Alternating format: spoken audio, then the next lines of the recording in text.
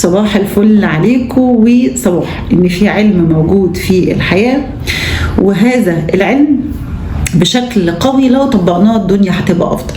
من ضمن الحاجات اللي بتساعدني في ان انا ادير الناس بتاعتي في الشغل ان انا ابقى عارف شخصية الناس اللي قدامي، واقدر اعرف هي هذه الشخصية ايه مميزاتها وايه عيوبها. يمكن ابتدينا واتكلمنا على الصفات الشخصية، وابتدينا كمان نتكلم على أحد هذه الاختبارات اللي بتحدد لي صفات الناس في الشغل، وهو اختبار الديسك. النهاردة هنتكلم على شخصية من الشخصيات بتاعة الديسك، وهو الادمنستريتيف، حد إداري.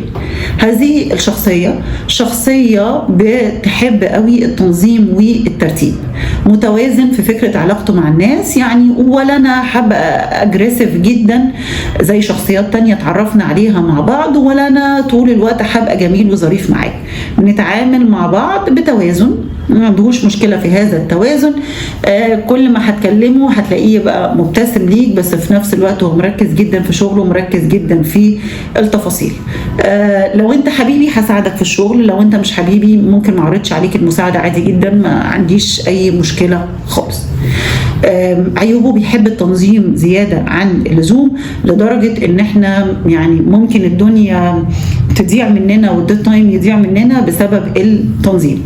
عنده مشكلة في الديت تايم، فكرة انه هو لو راح مكان جديد ولقاه مش منظم مش مرتب، بياخد وقت في عملية التأقلم مع الناس، بيتصرف مع الناس مش بيوبن جدا، لا بحساب.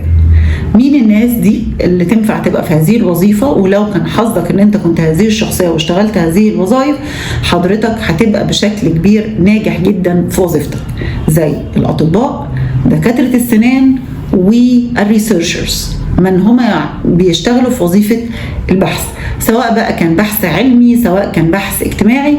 لو انت كان حظك ان انت كنت شخصية ادمنستريتيف وتشغل هذه الوظائف، صدقني انت هتكون متفوق جدا في شغلك، لانها ماشية جدا مع شخصيتك. صباح الفل ان في علم موجود في الحياة، ولو اتطبق هتبقى حياتنا افضل. وازاي ان العلم بيساعدنا ان احنا نعرف شخصيات اللي قدامنا، عشان في الشغل نقدر نديرهم باقل قدر من الاشراف عليهم. صباح الفل عليكم.